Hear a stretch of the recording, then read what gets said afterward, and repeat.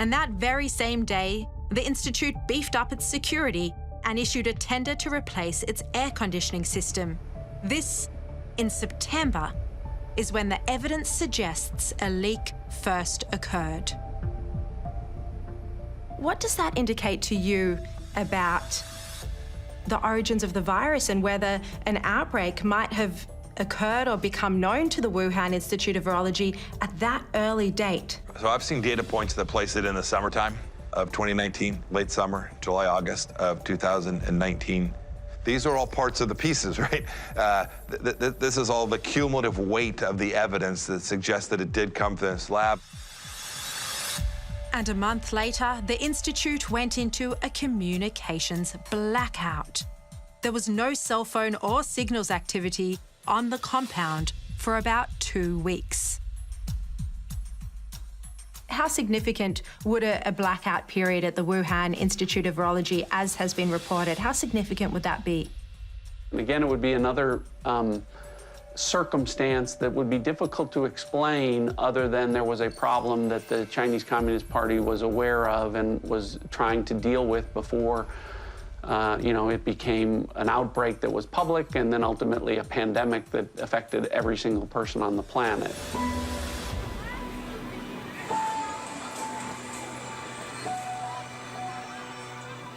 Everyone around the world assumed it had come from an animal, but we didn't know what animal. In the early days of the pandemic, Australian scientist Nikolai Petrovsky made an extraordinary discovery. I guess the first surprising result that we found that really stumped us for a while was there was no animal, and that opened, obviously, Pandora's box, because then we had to start saying, well, if it didn't come from an animal, where did it come from? And, of course, that led into, I guess, exploration of other possibilities. And one of those, of course, was that could this have potentially have come, from a laboratory?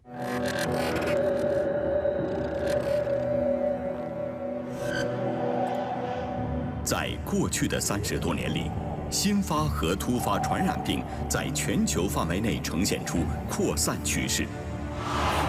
特别是自2003年以来，相继爆发的 SARS、高致病性禽流感、埃博拉等。 This video was part of the official launch of the Wuhan Institute of Virology's latest lab, BSL-4. It clearly shows there were bats in the lab. And that's a fact World Health Organization investigators said was a conspiracy. It was passed on to me by a group of scientists and researchers who've been digging into the origins of COVID-19. They call themselves Drastic. When the outbreak happened, a lot of people noticed that it's quite a coincidence that it happened in the same city where there's this premier lab studying coronaviruses. And, people were saying, well, that's suspicious. And everybody who said there could be more to it, they were called conspiracy theorists. Yuri Dagan is a genetic engineer. From Moscow, he watched COVID-19 spreading around the world. In April 2020, Yuri wrote an essay arguing that the animal-to-human theory just didn't stack up. Can you detail some of the issues that you uncovered in that Medium paper that were just so crucial? Basically, it's that the Wuhan Institute of Virology, that is located at the epicenter of the outbreak, has been creating chimeric, genetically modified coronaviruses for many, many years. And they've been putting these spike proteins from different viruses in their backbones and then studying how well does that infect human cells. Just this alone formed a very plausible argument that this is actually the lab that hosts so many different coronaviruses, explains the lab leak the best. Yuri, this was highly risky coronavirus research that was happening at the Wuhan Institute of Virology, and no one seemed to be paying any attention to it. Yes, this kind of work of very dangerous, potentially pandemic pathogens being made more transmissible and potentially more lethal to humans, nobody paid attention to it because nobody cared about this kind of work in virology until the outbreak happened.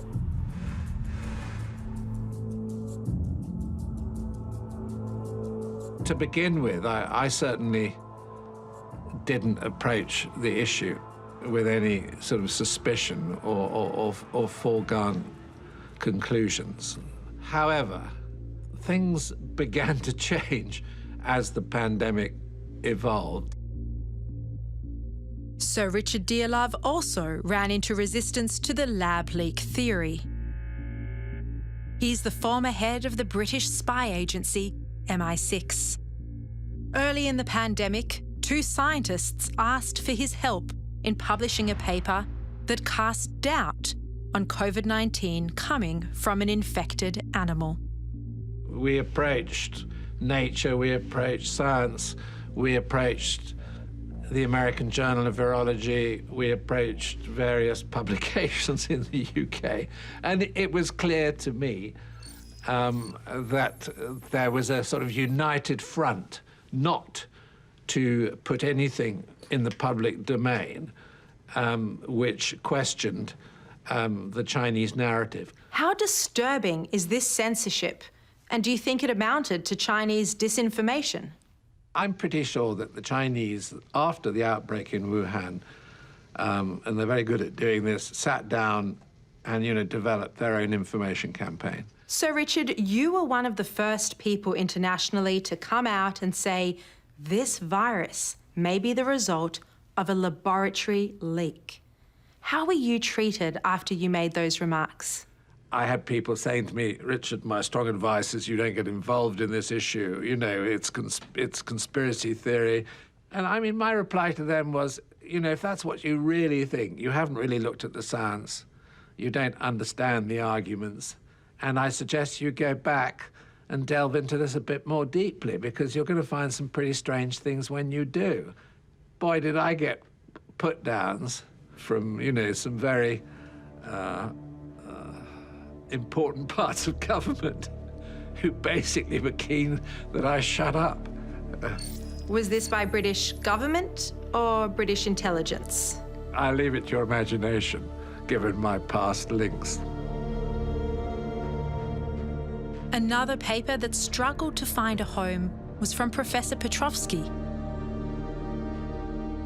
His research found the virus was better adapted to infect humans than any other animal, including bats. And we thought the scientific journals, particularly the leading ones, would actually jump on this paper because they like to have papers that are very topical, that are going to get a lot of media attention. And so we were quite stunned when we just got rejection after rejection after rejection without even the paper being looked at. Professor, this is censorship of science. Absolutely. And of course, the more this happened, the more indignant I and my colleagues, who were authors of the paper became, because, again, science is not about politics. It's not about, only finding nice things. It's about, what is the truth? What are the facts? It's a sad story of unprincipled compromise in face of an authoritarian regime. And also, it is also a sad story of political wokeness, because the reason many scientists sign on to that kind of rhetoric, to accuse anybody who's seriously interested in the possibility, not the certainty, but the possibility of a lab leak, as simply racist. It is my profound honor to address the United Nations General Assembly. We must hold accountable the nation which unleashed this plague onto the world, China. Why were so many scientists against the lab leak theory? Well, one of the reasons was United States President Donald Trump. Yes, unfortunately, you could say that the Trump factor contaminated the argument quite seriously. And I think there were a significant number of prominent scientists who did not want publicly to appear to be supporting Trump. We saw big media say, you know what, Donald Trump and his Secretary of State are out talking about this thing. These people are surely crazy. They're political zealots. They want a shiny object. I heard all the different stories. But of course, as we unpack it, as we accumulate data, science, evidence, facts, it's more clear than ever that the virus came from this laboratory. In early 2020, the medical journal The Lancet published a letter from a group of scientists saying the lab leak was a conspiracy. The man behind the letter was Peter Daszak. He's the president of EcoHealth Alliance, and he'd been working with the Wuhan Institute of Virology for 15 years, sending US grant money to Wuhan for bat research. He's the absolute expert on bat-borne coronaviruses in the United States and their epidemiology, and that he assures us that the Chinese had provided him personally with proof to make it clear that this had come out of nature.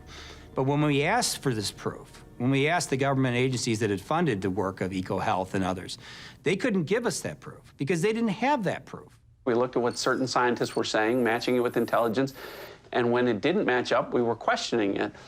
But then as we looked more closely at the Wuhan Institute of Virology, you know, what a lot of scientists like Dr. Fauci and Peter Daszak were saying was, there's no live bats there, there's no gain-of-function research there, there's no military there, and we had intelligence that was telling us that all of those things were occurring there.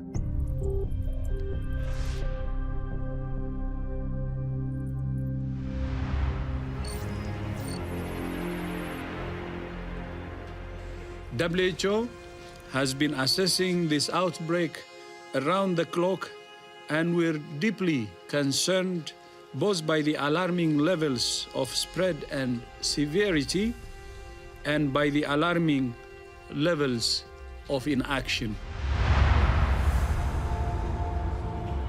It took more than 12 months from the start of the pandemic for the World Health Organization to finally send a team to Wuhan to investigate the origins of the virus.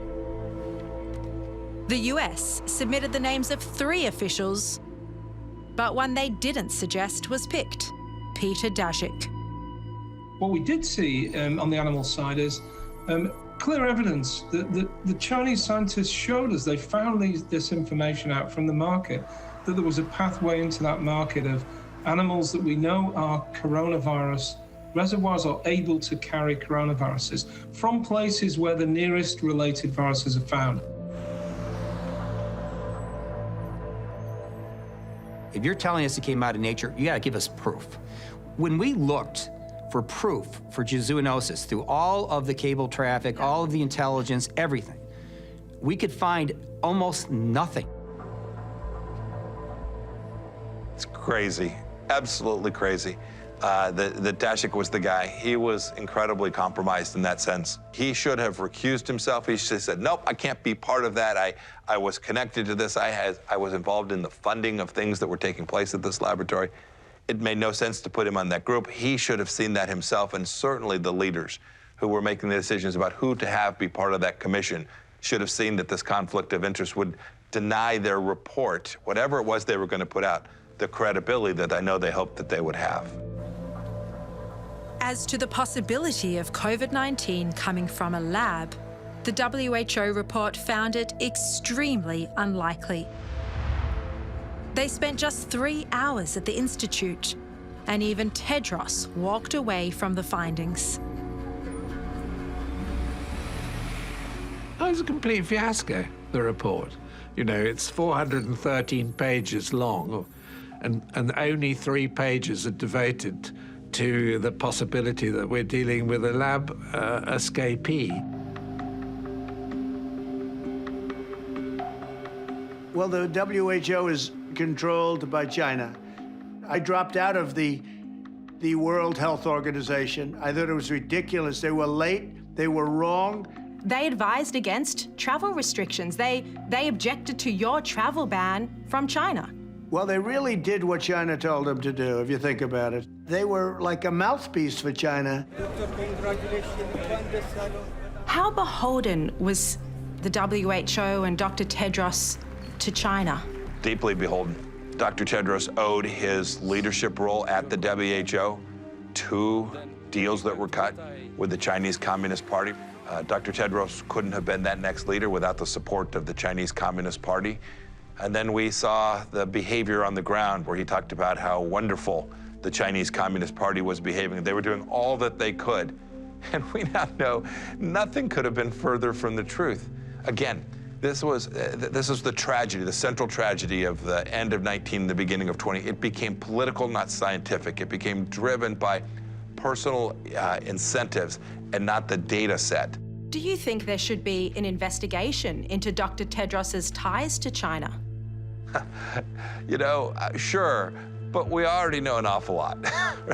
The truth of the matter is that when the WHO was tasked with accomplishing the singular mission with which it was intended to accomplish, preventing global pandemic and the spread thereof, they fell down.